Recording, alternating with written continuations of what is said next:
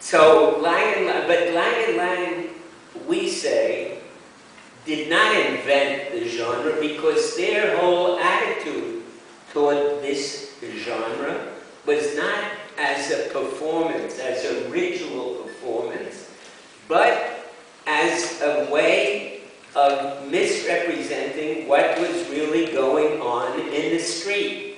The people who received, the people of Chicago, who came out to see the general parade through the streets up to the city hall, were ambivalent about it. There was no wild enthusiasm, no great celebration. It was lukewarm. But television made it a great celebration. It showed him at every corner they applauded politely, and television broadcast only every corner, but not in between. And similarly, television made it a big a narrative, a continuous story, whereas the people who were standing in the streets were saying, it's cold. It's cold, and they were debating, is MacArthur right, is Truman right, and so on. And the Lang said correctly that television was misrepresenting the event. And this leads to the big question of ritual anthropology and so on. What is a ritual?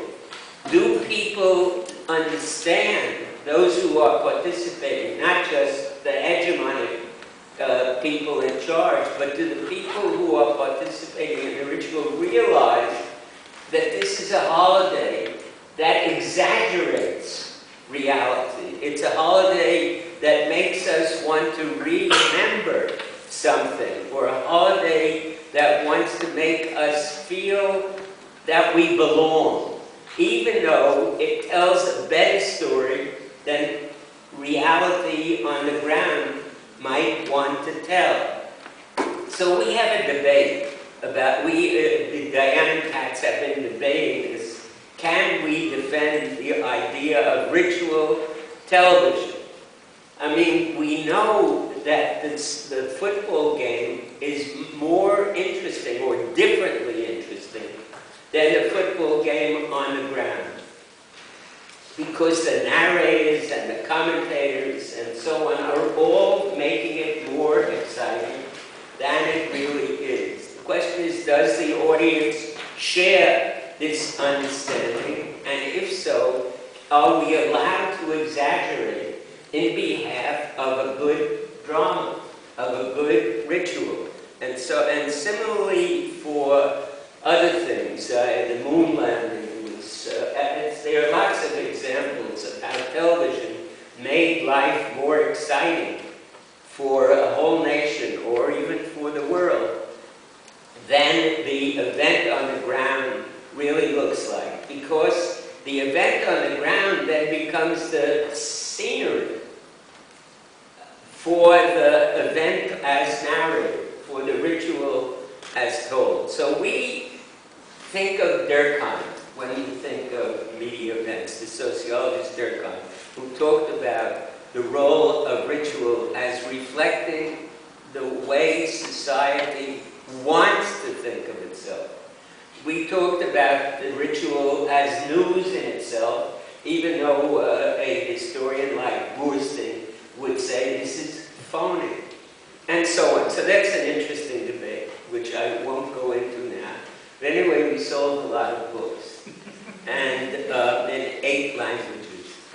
And now, 20 years later, the book, we worked on it for a lot of years, was published in 1992.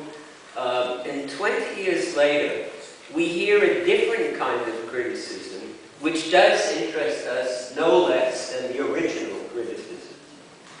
This different kind of criticism has to do with why did they pick only ceremonial events? Why did they pick the Kennedy funeral to write about and not the Kennedy assassination? And this, in other words, why did Diane and Katz, in their book, focus not on ceremonial, on integrative events, and not on disruptive events? So our answer at the time, we heard it early, this criticism, was that it's not part of the definition of what we're studying. What we were studying, we said, was live broadcasting and interruption of regular programming, a norm where people tell each other, you have to go home and view this, and excitement, which is hard to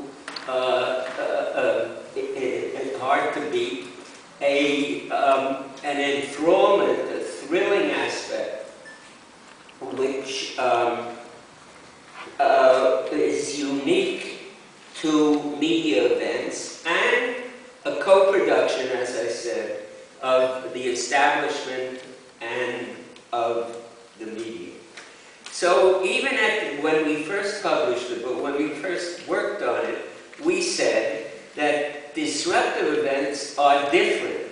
A, because they are not pre-planned as media ceremonial events are. In ceremonial events, they tell you in 5 days we will broadcast the Kennedy funeral.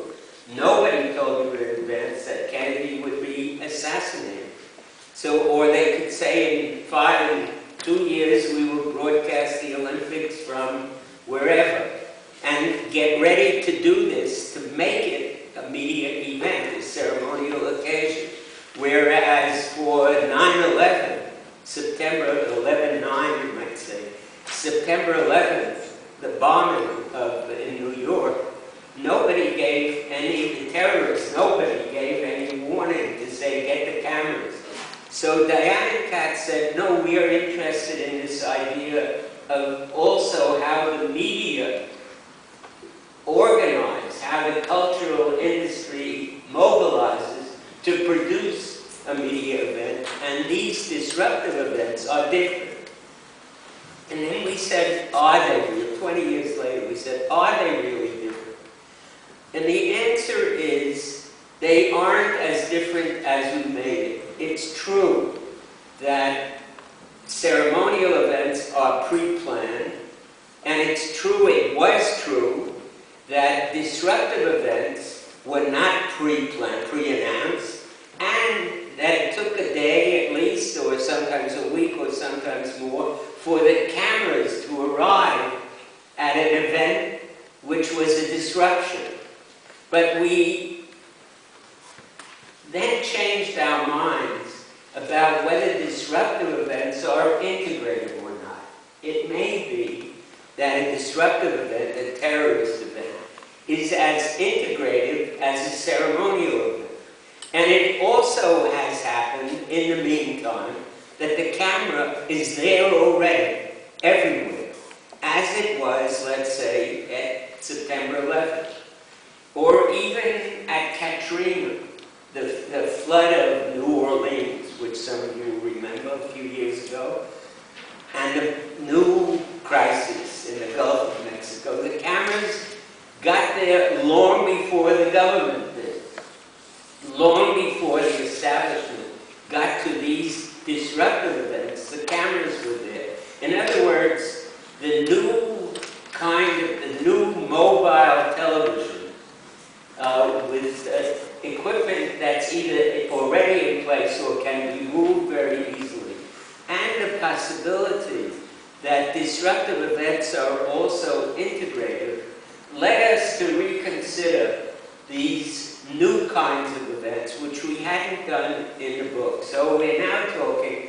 about the possibility of a new edition of media events, which we haven't begun, but I share with you this pre-plan. To say that maybe we ought to look to see what these events, these disruptive events, have in common with media, ceremonial